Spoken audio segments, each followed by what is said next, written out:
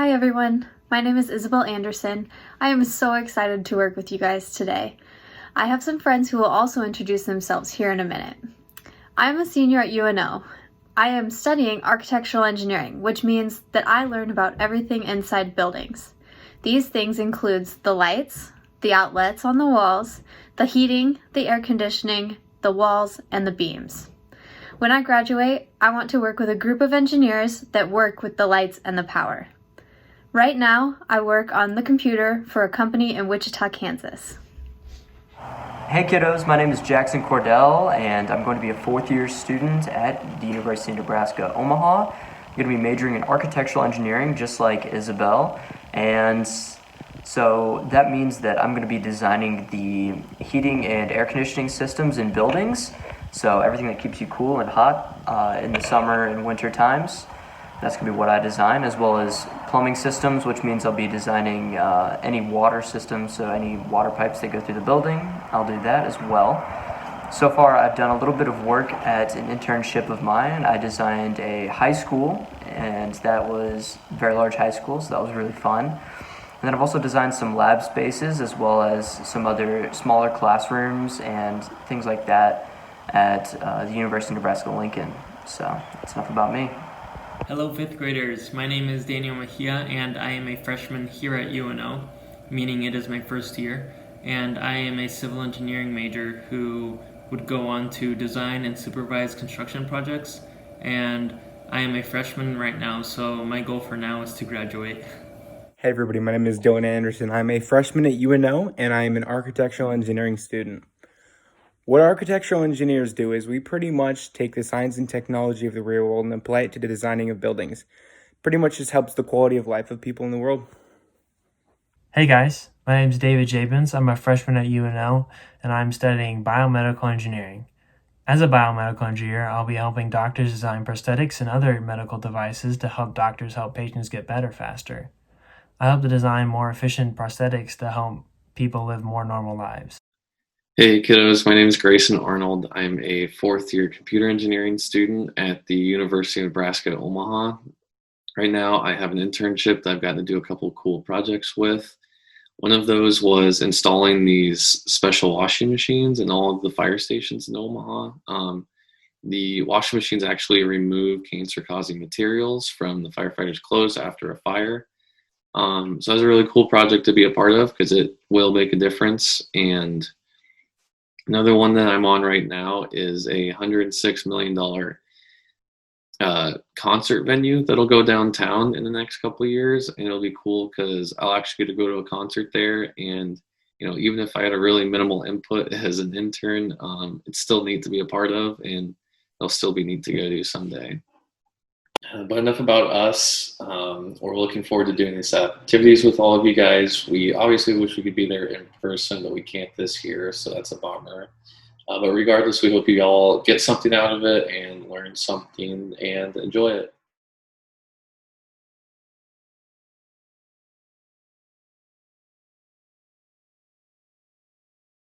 Thanks everyone for introducing themselves. Now, I have a story for you all, so listen carefully. The story goes like this. One day when I was in school, I had a teacher ask my class 2 questions. Why are fire trucks red? And how many people ride on the fire trucks? Now, all of us kiddos gave really good answers for the first question. Some of them were because people need to be able to see the fire trucks if there's a fire.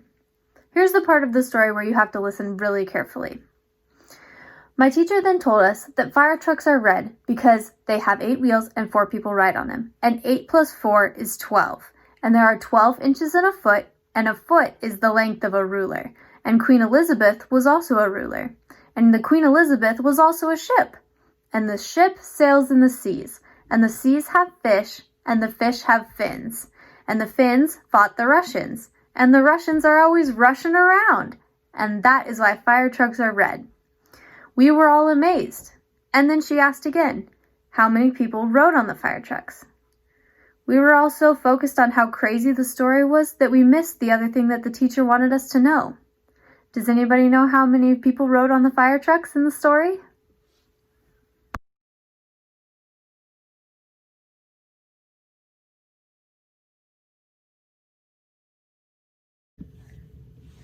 So today we are going to be talking about active listening. Does anybody know what active listening is? First, let's start with some keywords. The first keyword is listening. Who knows what listening means? Listening is the act of hearing words and using things you already know to understand what someone is telling you. Hey kiddos, so here's a good way to show how to listen in a creative way from TikTok.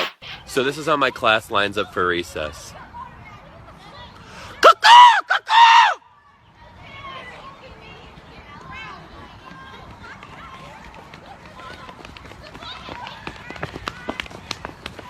Now back to the video. Focus is the next word. Who knows what focus means? Focus means paying attention to only one thing at a time. Here's a good example of why focus can be important in a classroom setting. Okay, 7th grade, it's time to get started. 7th grade, do I have your attention? Do I have your attention? Do I have your attention? The next word is distractions. Who knows what distractions are? Distractions are things that happen around you and make you think about more than one thing at a time. The last word is feedback. Who knows what feedback is? Feedback is all of the words, smiles, frowns, and body movements that shows that you have used what you already know and shows that you understand what the speaker is talking about. So, what is active listening then? Active listening is hearing, focusing, using what you already know to understand what the person has said, giving feedback, and then remembering the conversation that has just happened. Thanks, Isabel, for the great intro. My name's Jackson. This is Grayson, as we mentioned already. And like Isabel said, we're going to be talking about feedback today with our first activity. So feedback is giving back information to the speaker about what you're receiving from them. So one of the first ways that you can do that is through eye contact. So when you make eye contact with the speaker, it affirms that you are actually listening to what they have to say and that you care because you're giving them your attention with your eyes. And that's really important because it gives them a lot of confidence and helps them continue to talk and actually know that you're paying attention to them. Here's a good example of eye contact from the TV show The Office. So when you watch this, pay attention to how they look at each other and, maybe think if it would be different if they both just stared down at their desk the whole time or if the eye contact here really makes it. That's better.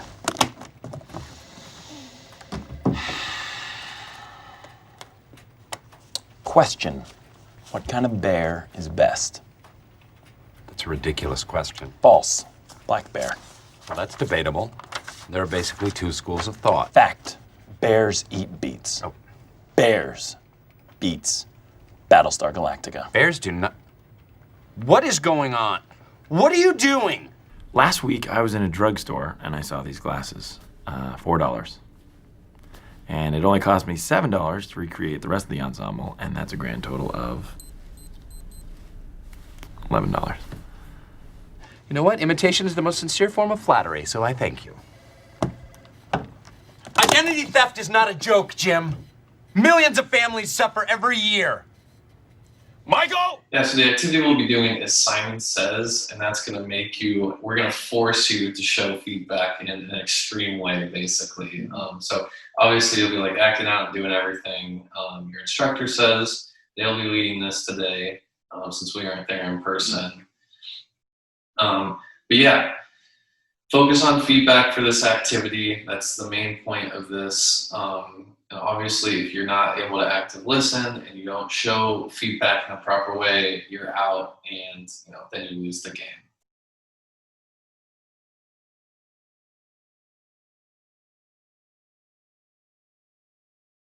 So nice work with the activity, guys. I'm sorry that we couldn't be there. It would have been a lot of fun. Congratulations to whoever won. I'm sure you did a great job. And really the whole point of that activity was to talk about feedback, like we mentioned. So feedback is that information that you give back to the speaker to let them know that you are listening. And you do it in a couple different ways. So one of the ways you might have done yourself just naturally is you made eye contact. Eye contact is something that we still work on. Jackson and I still work on this, especially with a lot of things going online. Just even learning to look at the camera is, a struggle of its own constantly. It still is. So yeah, it's something, if you can start focusing on this in the 5th grade when you're pretty young, and that'll absolutely serve you well. It'll still help you out and help us out, help me out if I started practicing eye contact in the 5th grade. Yeah, it's just something to keep in mind. And then another point of feedback is just doing head movements, giving like a slight nod, acknowledging what the speaker is saying. That gives both the speaker confidence, and it helps you actively listen and pay attention. I'm just going to let TikTok dogs Hammy and Olivia explain pretty obviously why head movement matters. Hey guys, I'm going to the grocery store. Do you want bacon? Bacon, got it. How about corn, asparagus, lettuce, tomatoes, onions, sausage? So the last 2 points, you've got facial expressions. So whenever they're talking, if you're happy about what they're saying, act happy and actually smile and really connect with what they're saying. Because if you say something and they say, wow, it's my birthday today, and you go like, that's awesome. And you just have this scowl on your face, and you're so mad, you look mad, that they're going to be like, whoa, are you mad that it's my birthday? And they're going to be really confused. So if they say something happy, be happy with them. If they say something sad, just be sad with them. And that'll go along naturally with what you want to do. And then the last way is through verbal responses. So affirmations like, yeah, that's awesome, or cool, I really agree with that, or man, I don't really think so. Lets you know that, lets the speaker know that you're really tracking along with what they're saying. And it can really help move along a conversation. Hey kiddos, so this is one last example that kind of ties all the parts of feedback that we just talked about together. This is President Barack Obama at the White House Correspondents' Dinner back when he was president. It's kind of where the president makes fun of the press, and he did it in a really creative way, and it definitely shows all of this feedback we've just talked about. I'm a mellow sort of guy, and that's why I invited Luther, my anger translator, to join me here tonight.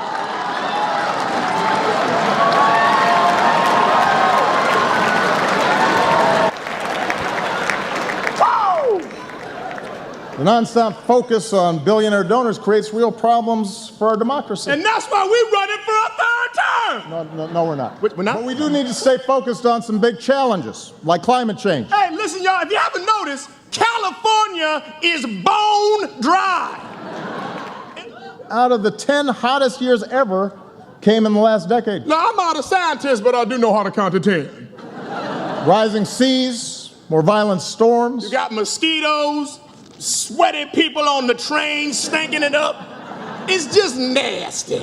I mean, look at us on a sunny day, and instead of doing anything about it, we've got elected officials throwing snowballs in the Senate. Okay, Mr. Okay, I think I got it, bro. It is crazy. What about our kids? What? All due respect, sir, you don't need an anger translator. You need counseling.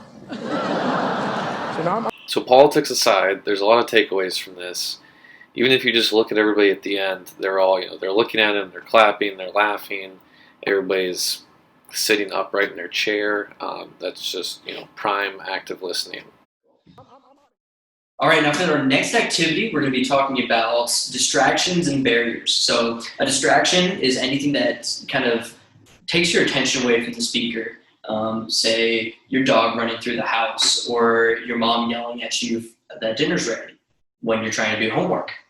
That's a distraction. That's something that takes your attention away from what you want to do. And a barrier is something that will get in the way of you actually actively listening. And that can be lots of background noise from music or cars driving by your house. Or it can also be stuff that's in your brain, and something like daydreaming, and you just like not really paying attention to what they're saying, or that you don't want to hear what they're saying, so you don't listen. That's a lot of what barriers are. Hey kiddos, here's a good example of a barrier or a distraction. And as Jackson mentioned, a dog is a really good example of that. Just like my girlfriend's dog here. Remy!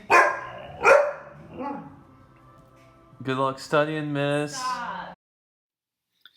Hey kiddos, so I'm going to go over the crayon sort activity that you're going to be doing next.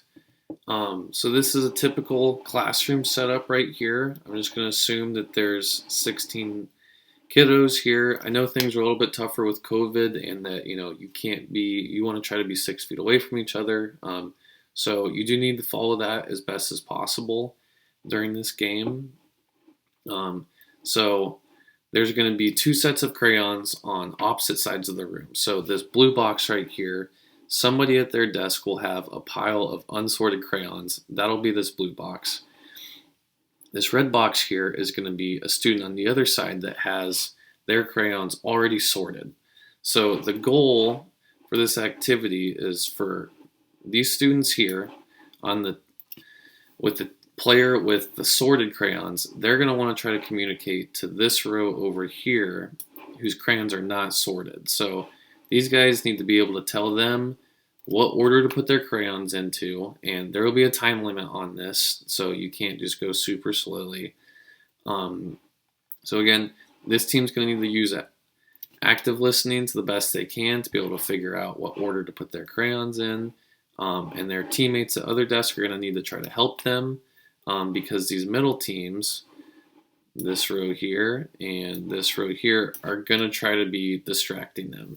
So if you're on a distracting team, you can't yell, so you're going to need to get creative, and you can shout numbers or colors or wave your arms around or try to get their attention in some way. Anything that'll stop the communication from the sorted pile to the unsorted pile. And again, I know only one student can have the crayons at their desk, so these guys on the outside, if you're on that team, just do your best to keep 6 feet away and try to communicate the best you can. Obviously, with COVID, we have to get a little bit creative, so this game encourages that, and I hope you guys try your best.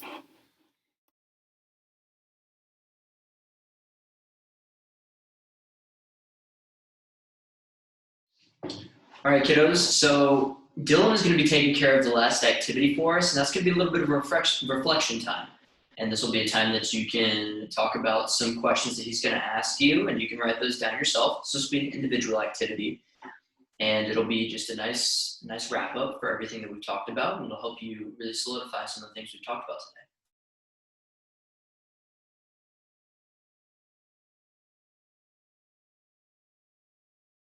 Hey kiddos, to wrap up the video for the day, I have a few questions I'd like to ask you guys. The first question I have is, what are a few words that would best describe the way that you guys listen during class?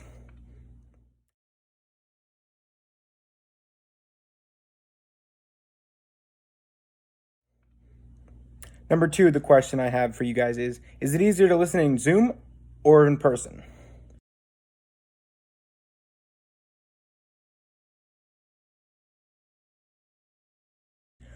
Third question I have is, did you guys lose focus at all during this video? And if so, what brought you guys back to us?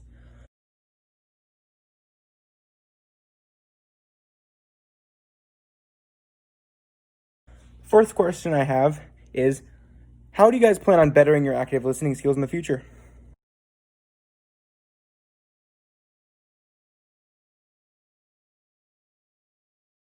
All right, Dylan, thank you so much for talking to us about that reflection, and I hope you guys really enjoyed that time. It's really good to help you solidify what you've learned and what you've been listening to. Right now, we're just going to do a quick review of some of the things that we really wanted you to take away from today, and there are going to be 4 different terms. I'm going to take care of 2 of them. One of them is going to be listening. So what was listening again? Listening is the act of hearing words and using things you already know and to understand what the person is telling you. Now, the second one is going to be focus. And what was focus again? Focus is really, all it is paying attention to just one thing at a time, not getting distracted by anything else. Yeah, the last two main keywords here we want to go over are distractions. And does anyone have any idea what distractions are again? So distractions are things that happen around you and make you think about more than one thing at a time. That could be a number of things, as we've talked about. It's just something to keep in mind. So David and Daniel are going to do a quick skit right here to show the difference on how to handle distractions in two different ways. Hey man, you wanna go play basketball? Yeah, let's go. Yeah. Hey man, you wanna go play basketball? Not right now, I'm in a class. Oh, okay. And the last point we want everybody to take away is giving feedback when we're active listening. Anyone take a second to remember what that is? So feedback is all the words, smiles, frowns, and body movements that show that you've used what you already know and show that you understand what the speaker is saying. We've gone through a couple examples of that. I'm sure you remember a couple examples of what not to do. And that concludes the main points. Those four are what we want you guys to take away today, and just to keep in mind, if you didn't really pay attention to anything else, even just remember those four things, and yeah, try to apply them in your life.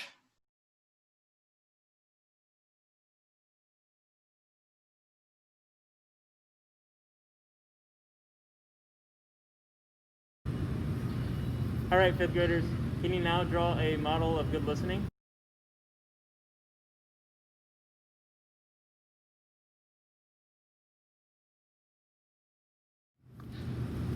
All right, now what are things in that drawing that show good listening skills?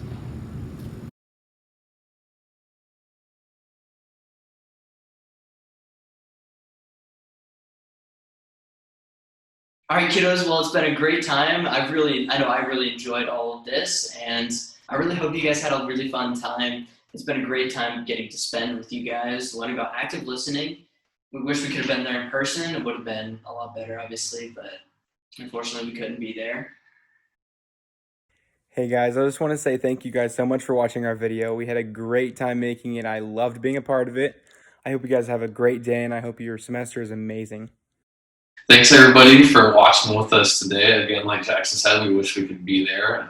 Fortunately, we can't. But we did want to just say best of luck with the school year. Best of luck with finishing out this roller coaster of a year, as we've all felt probably. Next week's topic will be on perception, and that group will be explaining more about that. Yeah, wish you guys the best. Have a great rest of your week, and we'll see you guys next week. Okay, one last bonus clip here that didn't make it into the actual video.